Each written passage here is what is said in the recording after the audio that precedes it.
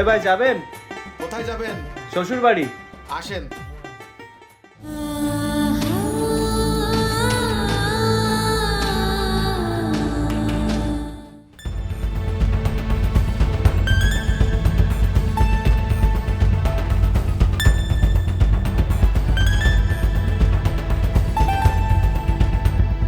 আচ্ছা, আজকে আমাদের তিনটা জামাই বাড়িতে আসবে। আজকে একটু ভালো পোশাক পরতে পারতে। পোশাক মানুষের ব্যক্তিত্ব বহন করে না। আমার কি আছে কি নেই সেটা তো আর আমার গায়ে লেখা থাকবে না। তবু চোখের দেখাকে মানুষ বিশ্বাস করে। সেটা তোমরা করতে পারো, কিন্তু এটা আমি বিশ্বাস করি না।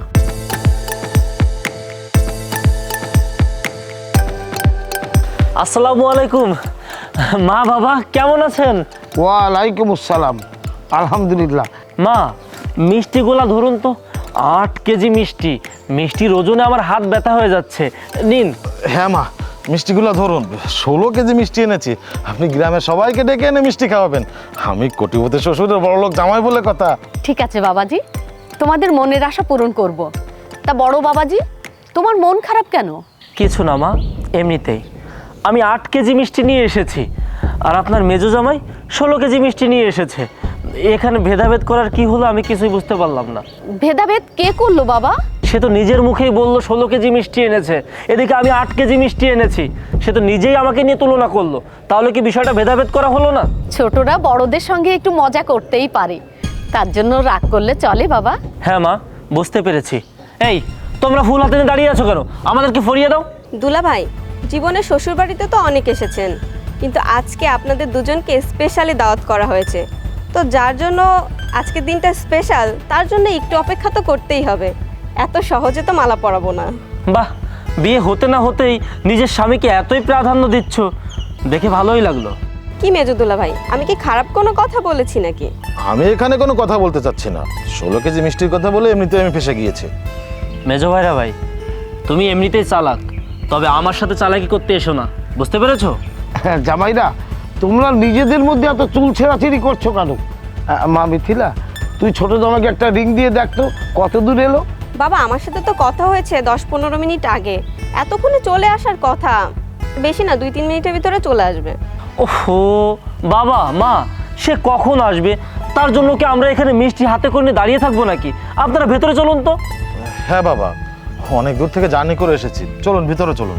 আচ্ছা চলো। দাঁড়াও, বলছিলাম কি, আমাদের 3 মেয়ে ওদের স্বামীদের জন্য সারা রাত জেগে অনেক শখ করে মালা তৈরি করেছে।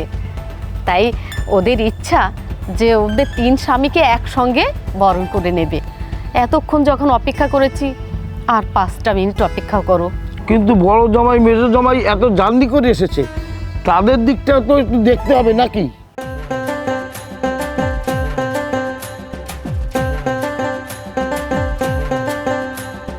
আসসালামু আলাইকুম।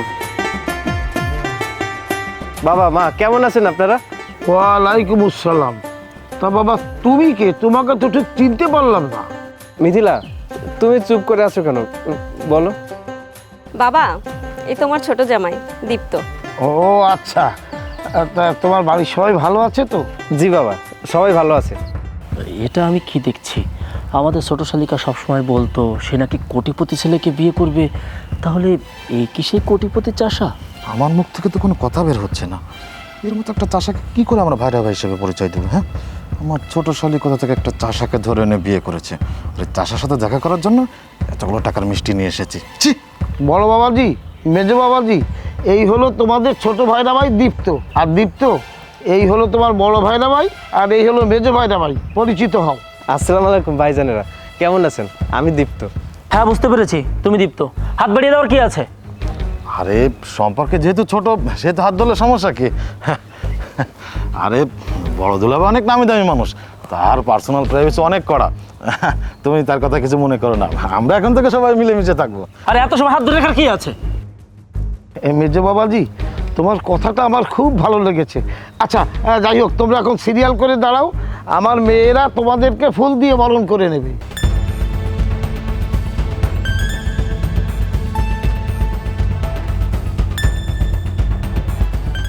আরে আমি এই বাড়ির কোটিপতি জামাই, আর সে এই বাড়ির একটা চাষা জামাই।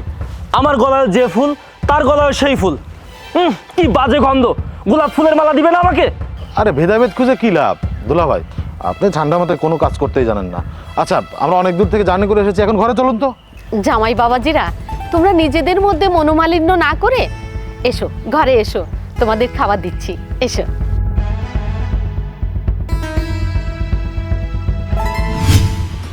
বাবাজি, খাওয়া শুরু করছো না কেন? খাওয়া শুরু করো। কি করে শুরু করবো মা? সব পরিবেশে যে আমার গালে খাবার যায় না। আহা দুলা ভাই, আপনি আবার শুরু করে দিলেন। আরে চুপচাপ খেয়ে উঠুন তো। এই মিয়া, কম কথা বলো তো। তোমার যদি খাবার খেতে ইচ্ছা হয়, পেটে যদি ক্ষুধা থাকে, তুমি খেয়ে ওঠো। আমি এই পরিবেশে খাবার খেতে পারবো না। ঠিক আছে বড় ভাইজান, আমি অন্য রুমে গিয়ে খাবার খাচ্ছি। এই, আমি তোমাকে কিছু বলেছি? তুমি কেন তোমার গায়ে দোষ টেনে নিলে? না মানে আমি ভাবছিলাম যে আমার কারণে হয়তো আপনাদের সমস্যা হচ্ছে। মা, তাহলে কি আপনারা বুঝতে পেরেছেন? চোর যদি চুরি না করবে তাহলে সে পুলিশ ডাকলে ভয় পাবে কেন? বড় বাবাজি, কথাটা ক্লিয়ার করে বলো তো, এখানে কে চুরি করলো আর কে পুলিশ? বাবা, আপনি কথাটার মানে বুঝবেন না। আসলে সারা রাত জার্নি করে এসেছি তো, তাই দুলা ভাই একটু ভুলভাল বলছে। কিন্তু দুলাভাই, বড় দুলাভাই একটু বেশিই বলছে। আমার জামাই কি দেখতে এতটাই খারাপ যে তাকে ছোট করে কথা বলতে হবে? বাহ, দুদিন হলো বিয়ে হয়েছে, এখনো পর্যন্ত স্বামীর সংসার করলে না, এর মধ্যে দুলাভাইদের মুখের উপর কথা বলছো? জুলি, তুমি কি আমাকে এই বাড়িতে ডেকেছো অপমান করার জন্য? আমি তোমাকে কেন অপমান করব? তুমি এই বাড়ির বড় জামাই, আর তাছাড়া সবাই তোমাকে সম্মান করে। আর তুমি যদি ছোটদের স্নেহ না করো তাহলে তারা সম্মান কিভাবে দিবে? ও, এবার আমি বুঝতে পেরেছি, তুমিও তাদের দলে। তোমরা সবাই মিলে আমাকে এখানে ডেকে অপমান করার চেষ্টা করছো। ঠিক আছে, আমিও এই বাড়িতে থাকবো না। বড় বাবাজি, তুমি শুধু শুধু নিজেকে দৌড় দিচ্ছ। শোনো, এখানে কথা না বাড়িয়ে সোজা খেয়ে গিয়ে রেস্ট করো, যাও।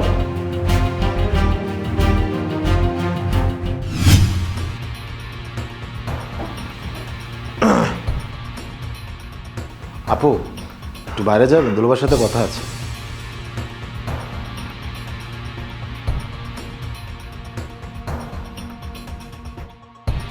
আরে দুলা ভাই, আপনার কি বোধ বুদ্ধি চলে গিয়েছে নাকি? আরে কে কোটিপতি কে বড় লোক সেটা দেখার সময় কি আমাদের আছে? আমাদের উদ্দেশ্য কি? আমাদের উদ্দেশ্য সফল হতে পারলে আমরা এখান থেকে চলে যাব। তবুও ভাই, আমি গরিব কামলাদের সহ্য করতে পারি না। মিথিলা একটা স্মার্ট মেয়ে। আচ্ছা তুমি বলো তো, ওর সাথে কি ওই কামলাকে মানায়? আহা দুলা ভাই, আপনি কি মনে করেছেন আমি আপনার বাইরের কেউ? আমি বাইরের না। আমি তো আপনার মতো ওই কামলাটাকে চোখে দেখতে পারি না। শুনুন দুলা ভাই, মাথা গরম করে কোনো কাজ করা যাবে না। যা করতে হবে ঠান্ডা মাথায় ভেবে চিন্তা করতে হবে। ভাই, আমি বিষয়টা ক্লিয়ার না, একটু ক্লিয়ার করে বলো তো। তাহলে শুনুন,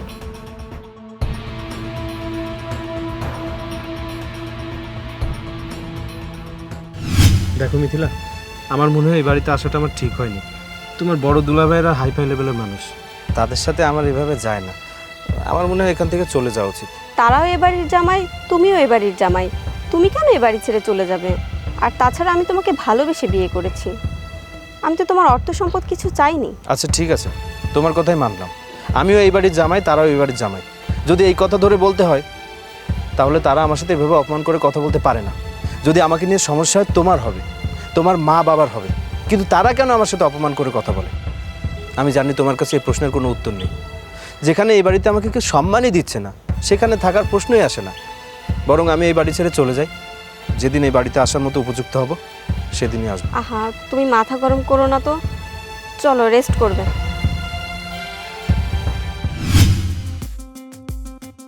আমার স্বামী সব পরিবেশে মানিয়ে নিতে পারে, কিন্তু তোর স্বামী সব সময় খামখেয়ালি আর মাথা গরম। সে হচ্ছে ভালো পরিবেশে মানুষ হয়েছে, কোটিপতির ছেলে। তার মন মানসিকতা আমাদের সাথে তো মিলবে না, বুঝেছিস? ভালো পরিবারে বড় হয়েছে, কোটিপতির ছেলে, তুই শুধু এতটুকুই বুঝেছিস, কিন্তু সে যে ভালো না সেটা সবাই জানে। দেখেছো মা, তোমার মেয়ে কিভাবে আমার জামাইকে অপমান করছে? এই, তোদের কোনো কাজ থাকলে সেখানে যা তো, এখানে কানের কাছে ঘ্যান ঘ্যান করিস না, যা। হ্যাঁ যাচ্ছি। মা, আমরা হয়তো আগামী পরশুদিন চলে যাব।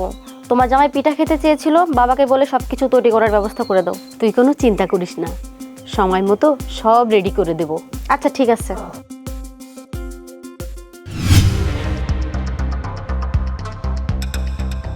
বাবাজিরা কিছু বলবা নাকি? না বাবা, এমনিতেই ছাদে আসলাম। বাবা, আমি কিছু বলতে চাই। বলো বাবাজি, চেয়ার আছে যখন বসে পড়ো, দাঁড়িয়ে আছো কেন? ঠিক আছে বাবা, বসতে হবে না। বলছিলাম কি, মিথিলা কেমন কাজটা করলো বাবা? আপনার মতো একটা কোটিপতির মেয়ে হয়ে সামান্য একটা কৃষকের ছেলেকে বিয়ে করলো। হ্যাঁ বাবা, আপনি মিথিলার এই কাজটা কিভাবে মেনে নিলেন? শোনো বাবাজিরা, পরিচয়ের দিক থেকে দীপ্ত তোমাদের ছোট ভাইরা, ঠিক তেমনি দীপ্ত কিন্তু আমার দিক থেকে ছোট জামাই। তোমরা যেমন আমার জামাই, দীপ্তও ঠিক তেমনি আমার জামাই। মানুষের সামনে গিয়ে তোমাদের পরিচয় দিলে হয়তো সম্মানিত হতে হবে, না অপমানিত হতে হবে। কিন্তু বাবা, মেয়ে আমার ভুল করে ফেলেছে, এখন আমি কি করতে পারি তোমরাই বলো। দেখুন বাবা, মিথিলা যে ভুলটা করেছে তার সমাধান আমাদেরই করা উচিত। যেমন বাবা বলছিলাম কি, মিথিলাকে না জানিয়ে ওই ছেলেকে তালাক দিয়ে দিতে হবে। হ্যাঁ বাবা, আমাদের কাছে ভালো একটা উকিল আছে, সেই উকিলকে নিয়ে কাজী অফিসে গিয়ে কাজটা আমরা করে দিতে পারবো। তাতে তোমাদের লাভ। না বাবা, লাভ আর কি, ওই যে সম্মানের একটা ব্যাপার। ঠিক আছে, তোমরা যাও, ব্যাপারটা আমি ভেবে দেখবো। বাবা ভেবে দেখার কি আছে, ওই ছেলেকে সরাসরি তালাক দিতে হবে। আপনার সম্পদের প্রতি আমাদের কোনো লোভ নেই, কারণ আমাদের বাবাদের অঢেল আছে। হ্যাঁ বাবা, দুলাভাই একদম ঠিক কথা বলেছে। দেখবেন ওই ছেলে একদিন আপনাকে ফাঁসিয়ে দিবে, কারণ যা নুন আনতে পান্তা ফুরোয় তার তো টাকা পয়সার প্রতি লোভ থাকবেই। ঠিক, একদম ঠিক কথা বলেছো বাবা। কামরুল কিন্তু একদম ঠিক কথাটাই বলেছে। তাহলে বললাম তো, বিষয়টা আমি ভেবে দেখবো, তোমরা যাও। ঠিক আছে।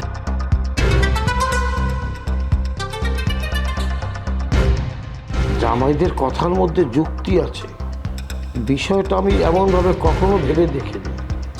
সত্যি যদি কখনো আমার সাথে এমনটা ঘটে, বিষয়টা নর্মাল হিসেবে দেখলে চলবে না।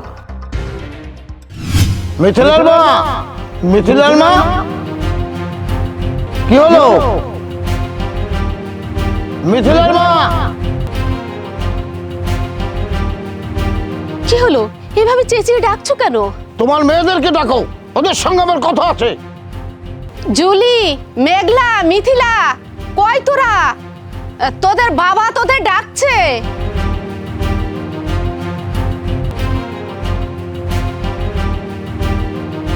কি হয়েছে বাবা? সকাল সকাল সবাই কিভাবে ডাকাডাকি করছো কেন? ডেকেছি কিছু কথা বলার জন্য। আমি তোদেরকে ডেকেছি, কিন্তু এই কামলাটা এখানে কেন? মানে বাবা, তুমি কাকে কামলা বলছো?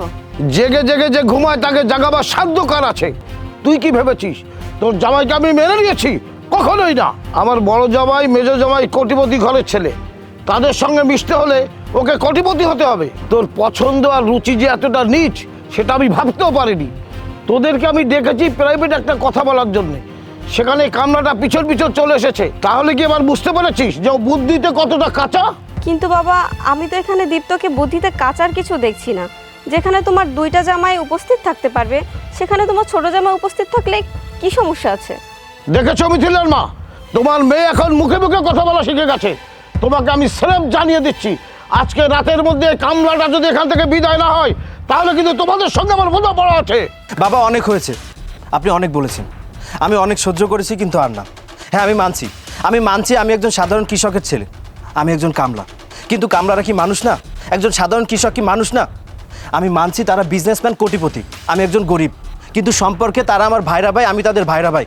তাহলে এখানে ধনী গরিব ব্যবধান কেন আসবে? বাবা হিসেবে আপনি শাসন করার জন্য আমার গায়ে যদি হাতও তুলতেন, এতে আমার কোনো দুঃখ ছিল না। কিন্তু আমার দুঃখ একটাই, আমি যেদিন এই বাড়িতে এসেছি তারা আমার সাথে কুকুর বিড়ালের মতো ব্যবহার করেছে। তারা আমাকে অপমান করে কথা বলেছে। কেন?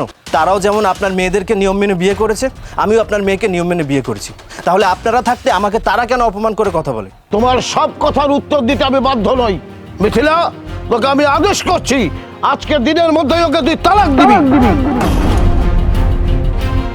আচ্ছা, আমি তো একটা জিনিস বুঝতেই পারছি না, দুদিন তো ভালোই চললো, সবাই হাসি খুশি ছিল, কিন্তু আজ কেন ছোট জামাইয়ের সঙ্গে এরকম খারাপ ব্যবহার করছো? তুমি আমাকে প্রশ্ন করে কথা বলছো কেন? ছোট মেয়ে জামাইয়ের পক্ষ নিয়ে কথা বললে প্রয়োজনে তোমাকে আমি তালাক দেবো। বাবা আপনি একদম ঠিক কাজ করেছেন। এই সমাজে সবকিছু নষ্টের মূল হচ্ছে এই মহিলারা। কোথায় কি বলতে হবে কিচ্ছু বুঝে ওঠে না।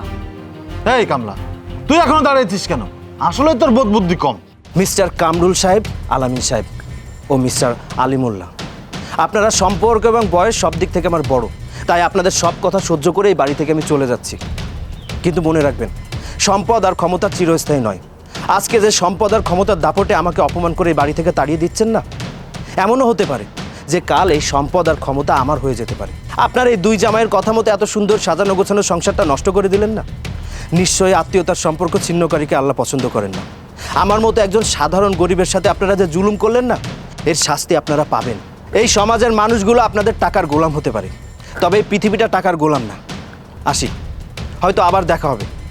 কারণ পৃথিবীটা গোলাকার।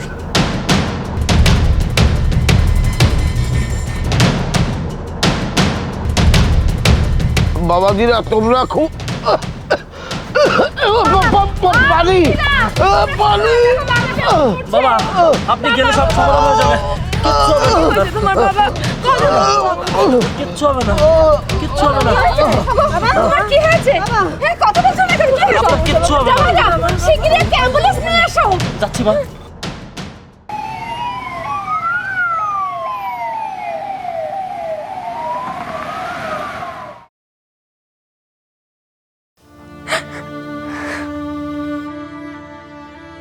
কি হয়েছে মা, কান্নাকাটি করছো কেন?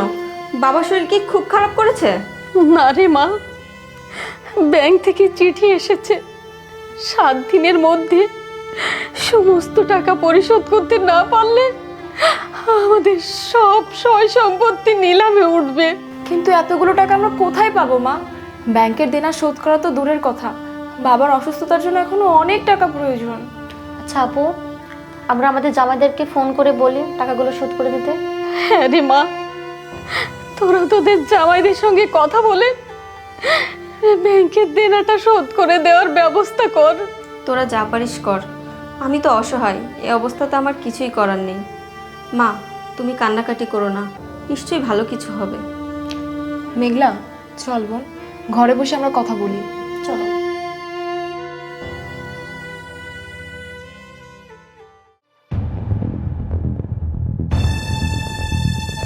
মানে জামাইয়েরা কি বললো?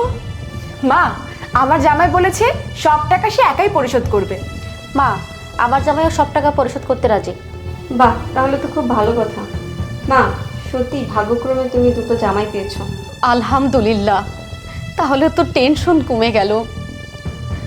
সত্যি আমার জামাইয়েরা খুব ভালো।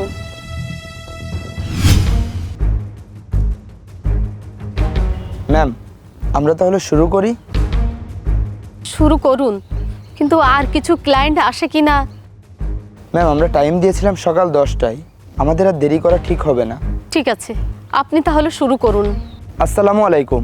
আপনাদের সকলের জ্ঞাতার্থে জানানো যাচ্ছে যে জনাব আলী মোল্লার সকল সম্পত্তি এবং এই বাড়ি ব্যাংক ঋণ খেলাপের দায়ে নিলামে তোলা হচ্ছে। বাজার দর হিসাব করে ভিত্তিমূল্য নির্ধারণ করা হয়েছে 30 লক্ষ টাকা। আপনারা এখান থেকে বিড শুরু করুন। 40 লাখ। 40 লক্ষ টাকা, 40 লক্ষ টাকা, 40 লক্ষ টাকা 1, 40 লক্ষ টাকা 2, 70 লক্ষ 70 লক্ষ টাকা, 70 লক্ষ টাকা, 70 লক্ষ টাকা, 70 লক্ষ টাকা 1, 70 লক্ষ টাকা 2, 1 কোটি টাকা 1 কোটি টাকা, 1 কোটি টাকা, 1 কোটি টাকা, 1 কোটি টাকা 1, 1 কোটি টাকা 2, 1.5 কোটি 1.5 কোটি টাকা, 1.5 কোটি টাকা, 1.5 কোটি টাকা, 1.5 কোটি টাকা 1, 1.5 কোটি টাকা 2, 2 কোটি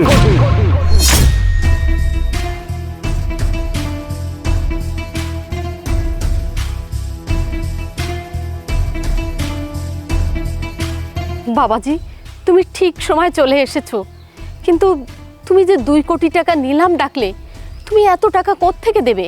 সময় এবং স্রোত কারোর জন্য অপেক্ষা করে না। আল্লাহ চাইলে আজ যে ধনী কাল তাকে ফকির, আজ যে ফকির কাল তাকে ধনী বানিয়ে দিতে পারেন। পরিশ্রমের দ্বারা এই পৃথিবীতে সব কিছু অর্জন করা সম্ভব। আমরা কল্পনাতে যা দেখি, বাস্তবে তার রূপ দেওয়া অসম্ভব কিছু নয়। আমি টাকা না নিয়ে এখানে আসিনি, আপনারা আমাকে সম্পত্তি দেওয়ার ব্যবস্থা করুন। এতদিন তুমি কোথায় ছিলে? আর তাছাড়া আমার কথা কি তোমার মনে পড়েনি? তুমি যে 2 কোটি টাকার কথা বললে, এতগুলো টাকা তুমি কোথায় পাবে? সরি, কে আপনি? কি আপনার পরিচয়?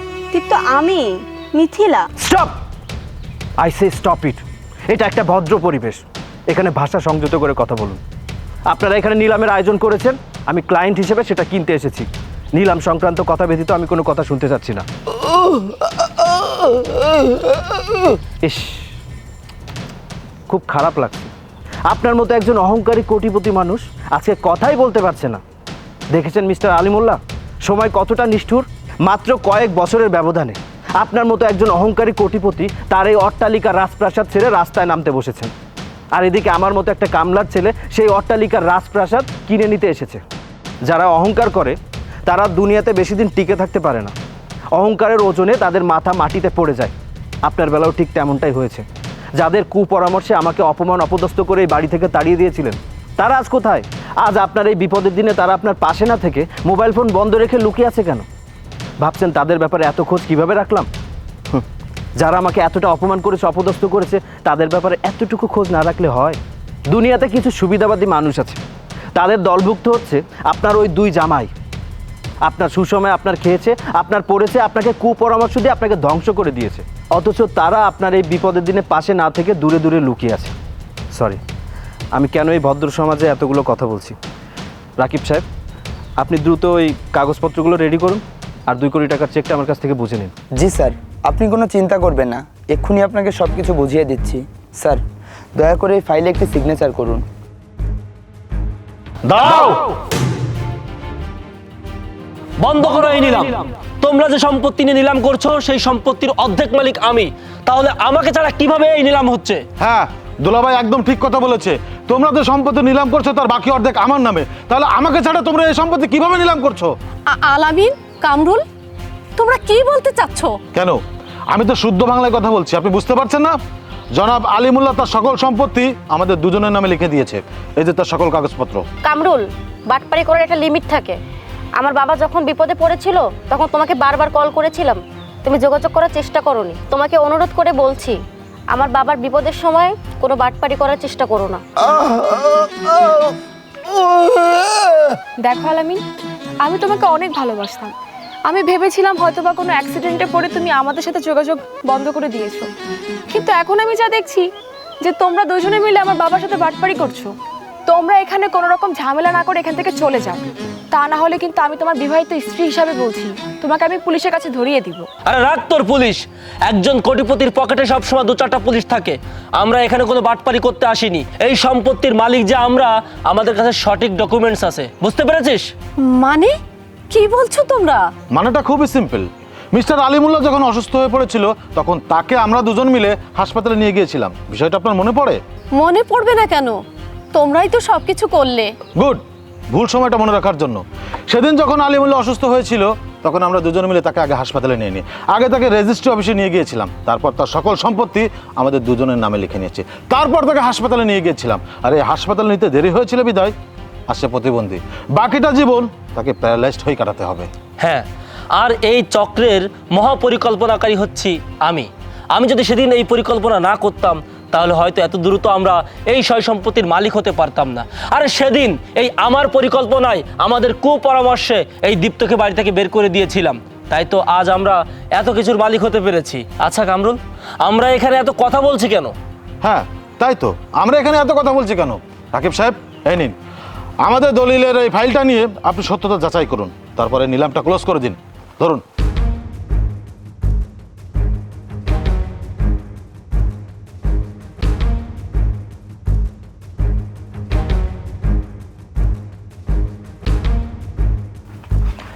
জনাব কামরুল সাহেব এবং জনাব আলামিন সাহেবের ভাষ্যমতে ফাইলের সত্যতা মিলেছে।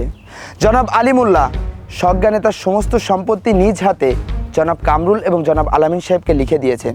সেক্ষেত্রে আজকে আমরা যে নিলাম করতে এসেছি, সেই নিলামকৃত সমস্ত সম্পত্তির মালিক জনাব কামরুল সাহেব এবং জনাব আলামিন সাহেব।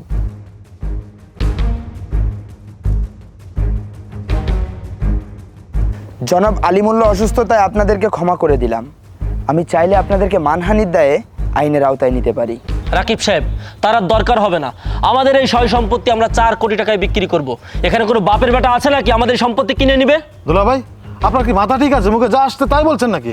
আরে এই সম্পত্তির মূল্য বাজার দর হিসাব করে কম করে হলে 10 কোটি টাকা। যদি কেউ 10 কোটি টাকা এখানে দেয় তাহলে তাকে আমরা সম্পত্তি লিখে দিব। হ্যাঁ তাই তো। আরে আছে নাকি কোনো বাপের বেটা? রাকিব সাহেব, আমি তাদের সম্পত্তি 10 কোটি টাকার বিনিময়ে কিনে নিতে চাই। আপনি কাগজপত্রগুলো রেডি করুন জলদি। জনাব কামরুল সাহেব এবং জনাব আলামিন সাহেব, দীপ্ত সাহেব যেটা বললেন তার কথার পক্ষে বা বিপক্ষে আপনাদের কোনো মতামত আছে? আমাদের আর কিসের মতামত? যিনি টাকা দিবেন তিনি সম্পত্তি নেবেন। ঠিক আছে, আপনারা আমাকে একটু সময় দিয়ে সহযোগিতা করুন, আমি কাগজপত্রগুলো রেডি করে দিচ্ছি।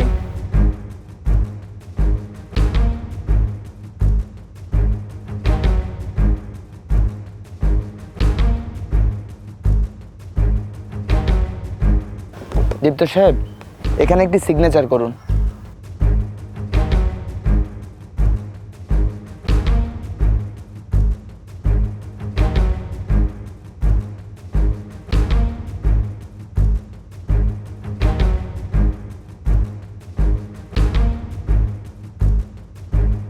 আপনাদের সময় মতো তারিখটা বসিয়ে টাকাটা তুলে নেবেন।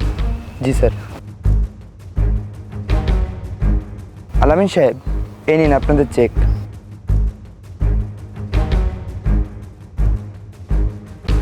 দুনিয়াতে আমি অনেক বোকা দেখেছি, কিন্তু তোর মতো বোকা দ্বিতীয়টা দেখিনি। চলো কামরুল। দাঁড়া,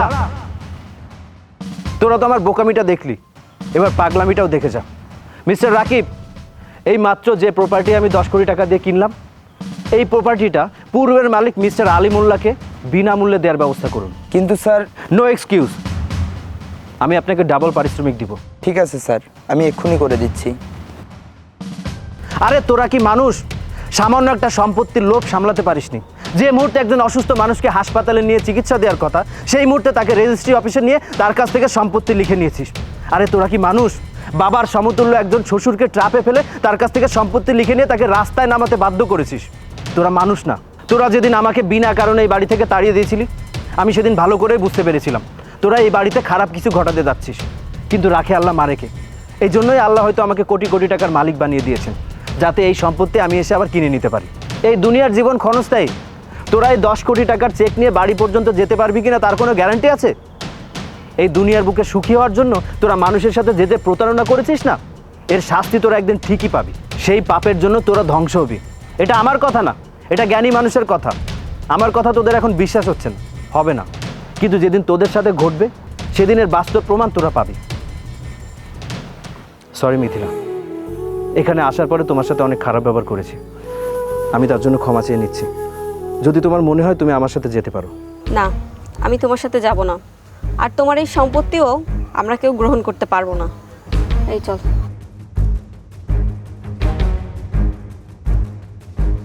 বাবা চলো। দীপ্ত, দীপ্ত, আমি তোমার সাথে খারাপ আচরণ করেছি, আমি তোমার প্রতি অবিচার করেছি।